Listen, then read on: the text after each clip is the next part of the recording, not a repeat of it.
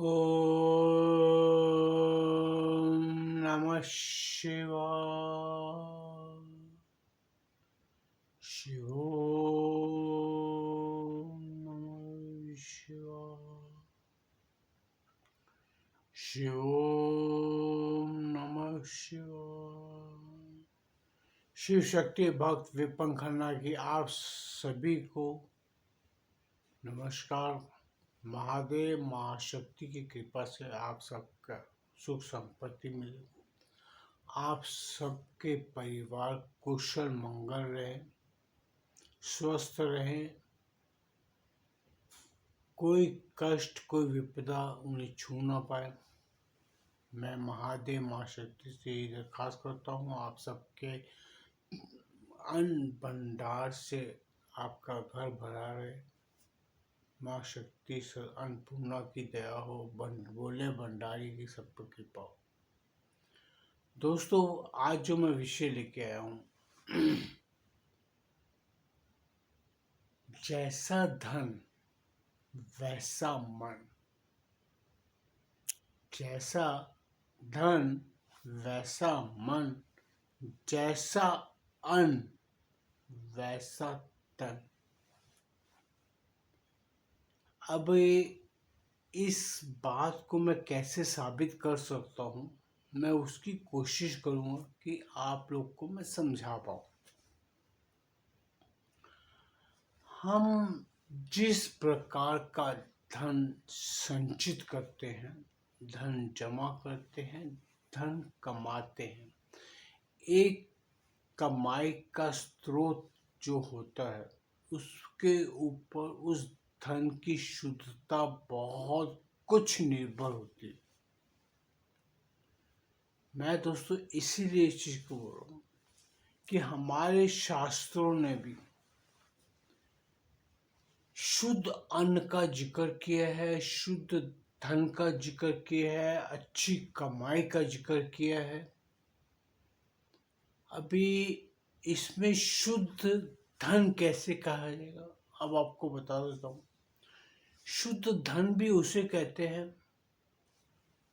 जो धन हम अपने द्वारा कमाई गई कमाई का हो, मेहनत की कमाई का हो, व्यापार कर रहे हो तो व्यापार में खुद को पता होता है कि मैं कितना नफा रख के चल रहा हूँ। वो नफा लेना हर व्यापारी का अपना फर्ज है, क्योंकि वो व्यापार कर रहा है। व्यापार करते समय उसने धन जो लगाया हुआ है, उसके धन से कमाए हुए धन द्वारा ही अपने परिवार का पालन पोषण करता है, समाज में अपना दायित्व बढ़ाता है, अपने अच्छे कर्म करने के लिए वो धन को व्यय करता है, खर्च करता है। उसी अच्छी कमाई कहा जाता है, क्योंकि अच्छी कमाई इसीलिए कहा जाता है वो धन उसने व्यापार करके कमा के लिया। अगर वो 100 रुपए की चीज अगर 120 रुपए में, 130 रुपए में, 200 में बेच रहा है तो उसका खुद का व्यापार है, उसकी कमाई की कैपेसिटी, तो कमाई कहाँ तक कर सकता है ये उसके तजुर्बे पर निर्भर करता है। वो धन शुद्ध कैसे होगा कि उसने जो धन कमा रहा है वो अपने दिमाग से, अपने कर्म से कमा रहा है। अगर वो कल को माल लाता है, नहीं बेचता, अगर का धन नुकसान भी होता है। ये इन्हीं चीजों से पता लगता है। हाँ, अगर वो धन किसी का चुराया हुआ हो, किसी से धोखे से लिया हुआ हो, किसी का नाजायज पैसा गबन किया हो, वो धन को अशुद्ध धन कहा जाता है। डकैती, चोरी, ये सब करने से जो धन संचित होता है, या कोई जैसे रास्ते पे जाते हुए कोई चाकू दिखा के पैसा खींच रहे, छीनने वाले पैसे, धन को अशुद्ध धन कहा जाता है। जो हमारे द्वारा, हमारे राजा के द्वारा, जो सरकार होती है, आजकल तो वैसे ही प्रजातंत्र है, डेमोक्रेसी है, डेमोक्रेसी में राजा तो होता नहीं, जो प्रधानमंत्री है, राष्ट्रपति है, जिन्होंने कानून व्यवस्था बनाई हुई है, कानून के मुताबिक कमाया हुए धन को शुद्ध धन कहा जाता है। राज परिवार भी होते थे। राजा के द्वारा भी अगर हम टैक्स देके, राजा ने जो उस पे कर लगाया होता था, कर चुकाने के बाद वो धन शुद्ध कहलाता था। हमारे यहाँ तो पहले राजा महाराजा अपने धन को मंदिरों में ईश्वर की अधीन कर देते थे। उनके बड़े बड़े खजाने मंदिरों के तहखानों में पड़े होते थे। वो अपना दरबार, राज संहार, राजा का अपना राज कार्य उसी धन द्वारा चलाता था। वो कई अच्छे राजा जो बड़े बड़े सम्राट राजा गिने गए, वो ऐसे ही चलाते थे कि अपने सारे धन को ईश्वर की संपत्ति समझ के ही जनता की सेवा करते थे। इसीलिए उस धन को शुद्ध धन कहा जाता था। चोर डकैती द्वारा कब्जा किया हुआ पैसा, किसी को मार के, किसी का खून करके कमाया गया पैसा, वो धन को अशुद्ध धन कहा जाता है। उसके द्वारा अगर आप अपने परिवार का पालन पोषण करते हैं तो उसमें आप अपने परिवार के लिए दुष्कर्मों का भंडार भर देते हैं। मैं पहले एक चीज जो कहता था सबको कि पिता के कर्मों का फल उसकी संतानों को भोगना पड़ता है। अभी कर्म करे कोई, फल कौन भोगेगा ये कोई नहीं जानता। कई बार बड़े बुजुर्ग परिवार में ऐसे ऐसे कर्म कर जाते हैं कि सभी उम्र का उसके बच्चे भी उसको भोगते हैं। हमारे यहाँ पहले लोग धन संपत्ति देखते देखते थे, साथ में ये देखा जाता था कि उसके माता पिता, उसके दादा, ये सब उनका पीछे में बैकग्राउंड किस परिवार से है, परिवार देखा जाता था, संस्कार देखे जाते थे। इसी कारण देखे जाते कि वो कोई चोरों चक्कों का फैमिली तो नहीं है, कि जैसा धन होता है वैसा ही मन होता है।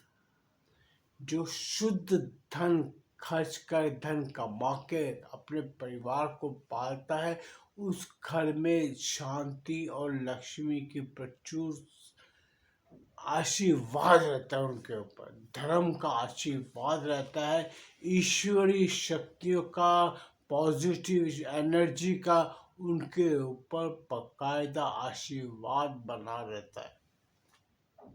ये आप कई बार देखोगे। जो अच्छे संस्कार में रहने वाले लोग होंगे, जो अपने परिवार को खुशी से अपने, एक बोलते हैं ना, अपने दायित्व, अपने दायरे में रह के कमा के अपने परिवार को पालते हैं, करते हैं, उनके घर की संतानें सही उठती हैं।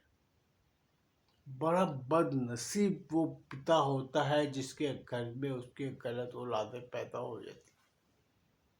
कुछ कमियां हमारे द्वारा संचित धन का भी उसमें असर होता है।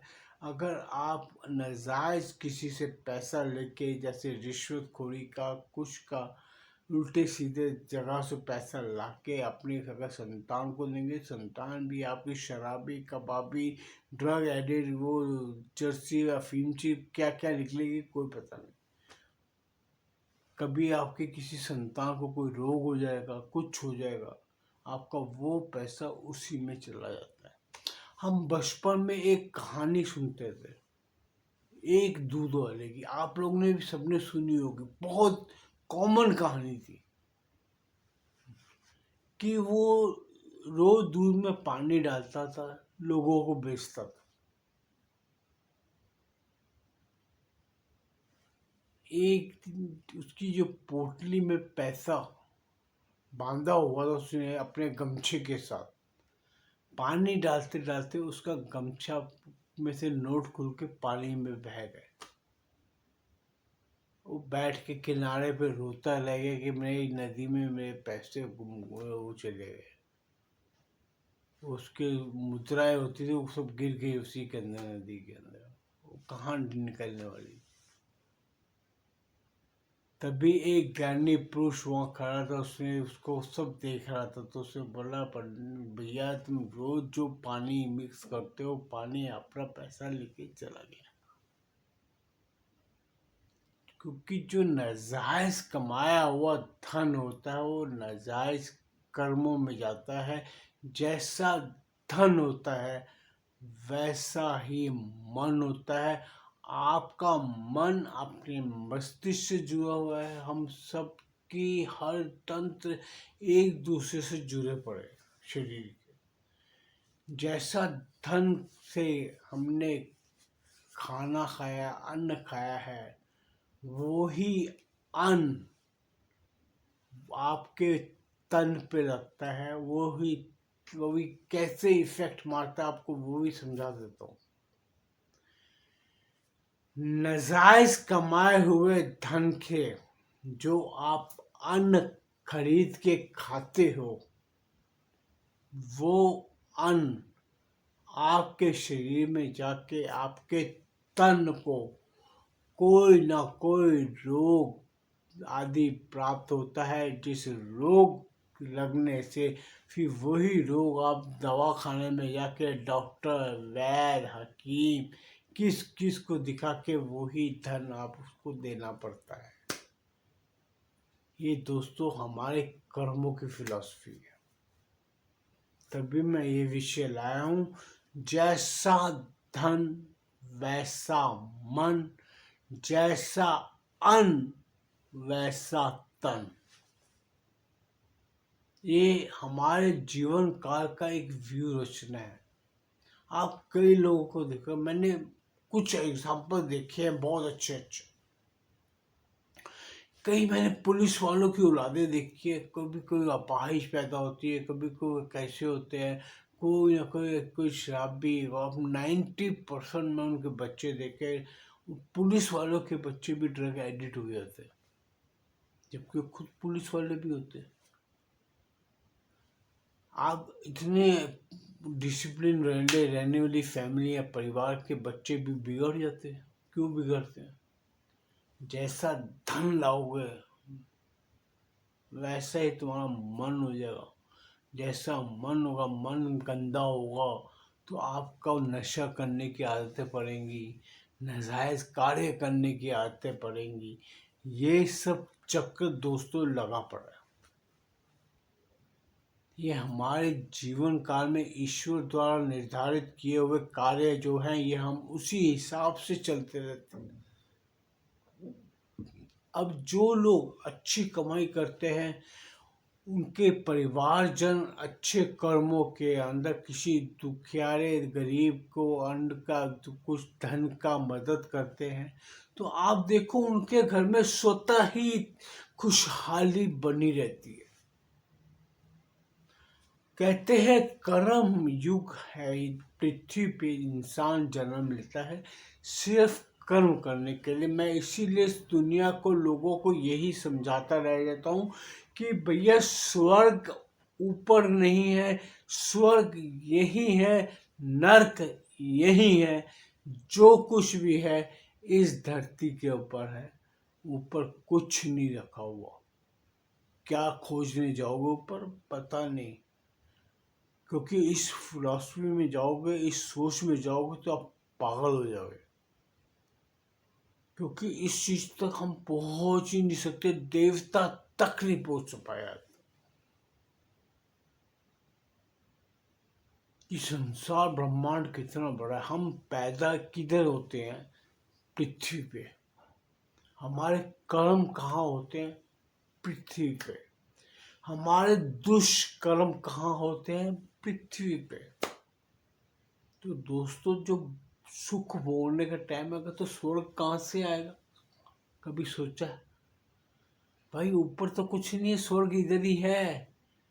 अच्छे परिवार में अगर आप पैदा हो गए हो, अच्छे कर्म किए हुए माँ बाप के घर अगर आप पैदा हो गए हो, अच्छे लक्षण वाले घर में आप पैदा हो गए हो, तो आप समझो आपने स्वर्ग में जन्म ले लिया है।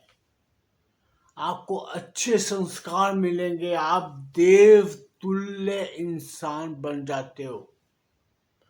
अगर आप पाप कर्म करने के लिए इस धरती पे पैदा हुए हो, आपके कर्मों में पाप करना लिखा हुआ है, तो आप उस पिता के माता के द्वारा पैदा हो गए जिस घर के अंदर कर्मों के ऊपर नजाए गलत ऊंचे नीचे उल्टे सीधे सब कार्य होते हैं, आप उधर पैदा हो जाओगे। आप वही वातावरण में जब बड़े होगे तो आप वैसे ही कर्म करोगे, जैसे बलात्कारी है, चोर है, डकैत है, किसी का पैसा लूटना, कि उसके लिए कोई भी जाए नजायज कुछ नहीं, सिर्फ धन कमाना ही उसका मेन लक्ष्य होता है। वही धन संचित करके वो अपने सब परिवारों को पालते हैं, वही कर्म करते हैं। किसी इंसान को इंसान नहीं समझते, किसी को मारने में उनको कोई फर्क नहीं पड़ता। खून करना, काव करना सब उनके लिए एक नॉर्मल चीज है।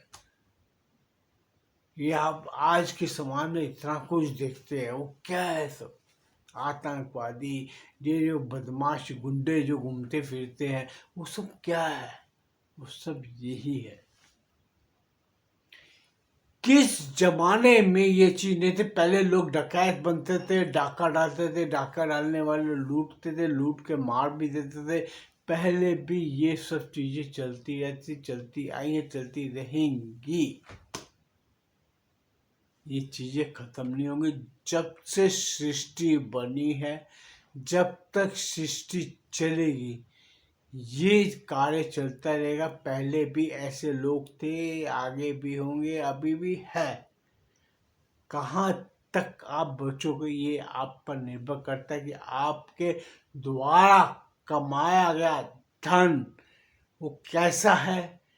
आप जैसे अच्छा धन कमा रहे हो तो अच्छा मन होगा, जितना अच्छा मन होगा उतने अच्छे आपके कर्म होंगे, उतना अच्छा अन्न खाओगे उतने ही अच्छा आपका तन होगा, निरोग रहोगे, कोई रोग आपको छू नहीं पाएगा।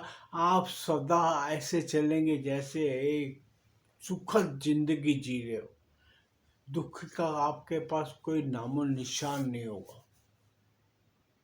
ये दोस्तों इसे ही ज्ञान कहते हैं। ज्ञान कहीं किताबों ग्रंथों में जो ऋषि मुनियों ने लिखा, ऋषि मुनियों ने भी अपने जो जीवन के तजुर्बे थे, जीवन में जो उन्होंने देखा, जीवन में जो उन्होंने किया, वो कर्मों को उन्होंने लिख के ग्रंथों में चले गए। वही कार्य आज हम लोग जैसे लोग करते हैं, जो आज आपके सामने यूट्यूब में हम लोग क्या कर रहे हैं, हम भी यही कर रहे हैं। ऐसे में दोस्तों एक चीज मैं आपको और बताना चाहता हूं, हम अपने कर्मों का आदान प्रदान भी कर सकते हैं। जैसे किसी के ऊपर कोई तकलीफ है तो उस तकलीफ के लिए हम जैसे लोग, जैसे मैं पूजा पाठ करके मैं भी ये कार्य करता हूँ कि किसी को अगर तकलीफ है, उसकी बीमारियां हैं, रोग है, हम उसको ठीक कर पाते हैं सिर्फ कर्मों द्वारा। क्योंकि हम जो धन लेते हैं, कमाते हैं, वो उसकी शुद्धता का ध्यान रखते हैं। अपने द्वारा कमाया गया धन हम कोशिश करते। आज मैं अपने ही परिवार के बताता हूँ, मैं खुद बोलता हूँ, मैं चोरी करने से अच्छा भीख मांग के खाना खाना बेहतर समझता हूँ। किसी से मांग के सामने कह के भैया मेरे पास पैसे नहीं है, मैं सामने वाले से पैसे मांग के खाने वाले को ज़्यादा बेहतर समझता हूँ बमिश की वो चोरी करके पैसा ला। किसी का पैसा मार के लाने से अच्छा। जो धन हम कमा के लेते हैं, हाँ, जिससे आप धन ले भी रहे हो, अगर आप मांग के भी ले रहे हो, ये भी आप देख के लो कि वो जो धन कमा रहा है वो धन उसका शुद्ध है या नहीं है। अशुद्ध धन कमाने वालों का अगर आप भिक्षा में भी धन लेते हैं, वो भी धन अशुद्ध है। लोग नाजायज कमाए हुए धन मंदिरों में देके अपने आप को तो शुद्ध करने की कोशिश करते हैं। मैं आप लोग को समझाना चाहूंगा, वो धन कभी शुद्ध नहीं हो सकता। नाजायज काम नाजायज रहता है, वो जायज नहीं है। कितनों को दुखी करके कमाया हुआ धन भी नाजायज धन कहलाता है। किसी की आत्मा को दुखा के आप उससे पैसा ऐंठ के लेके आते हो, वो भी नाजायज पैसा है, वो पैसा भी अशुद्ध धन कहलाता है। अच्छे ऋषि मुनि जो पहले होते थे, वो जो आपसे भिक्षा लेके जो कार्य करते थे, वो काम करते थे, वो अपने कर्म, अच्छे कर्मों द्वारा आपको आशीर्वाद देते थे, वही आशीर्वाद आपको फलता था। दोस्तों, ये फिलॉसफी इतनी तगड़ी है, आप कितना भी निरोग बंदा हो, कितना भी रोगग्रस्त इंसान हो, उस रोगग्रस्त इंसान को निरोग बना सकते हैं, उसको ठीक कर सकते हैं, अगर आपके अंदर अच्छे धन कमाए हुए धन का आपके अंदर आपका मन शुद्ध है, आपका धन शुद्ध है, आप शुद्ध अन्न ग्रहण करते हो, तो आपका तन शुद्ध है। आपके द्वारा दिया गया आशीर्वाद, आपके द्वारा दिया गया स्पर्श, वो इंसान को रोग से मुक्त कर देता है, जिसे आज के अंग्रेजी समाज में हीलिंग कहते हैं। हीलिंग क्या है? हीलिंग को अगर आप हिंदी में अनुवाद कर दो तो स्पर्श। अच्छा स्पर्श किसे कहते हैं? यही अच्छा स्पर्श। वो हीलिंग, आज हर एक आदमी कहता है मैं हीलिंग करो। हीलिंग क्या कर रहा हो? हीलिंग छोड़ने से दोस्तों, हीलिंग एक कर्म विद्या है। हीलिंग एक कर्म विद्या, वो हीलिंग से ही आप दूसरे इंसान को ठीक कर सकते हैं। आज हम भी कहते हैं भैया, अगर आप धन दे रहे हो हीलिंग वाले को, तो वो धन पहले आपका शुद्ध होना चाहिए, तभी वो आपको हीलिंग लगेगी, तो हीलिंग नहीं लगती। ये आपको मैं जो गुड़ चीज़ें समझा रहा हूँ, ये चीज़ें कोई नहीं समझाएगा। ये हमारे कर्मों की सिस्टम है दोस्तों। इसीलिए मैंने ये वीडियो बनाया, जैसा धन वैसा मन, जैसा अन्न वैसा तन। अगर मेरी दोस्तों वीडियो आपको पसंद आए, कृपया से लाइक कीजिए, चैनल को सब्सक्राइब कीजिए, बेल आइकन दबा दीजिए। इसी तरह के नए नए गुण आपको चीज़ें मैं बताता रहूँगा, अगर आप मेरे से जुड़े रहेंगे तभी। ओम नमः शिवाय।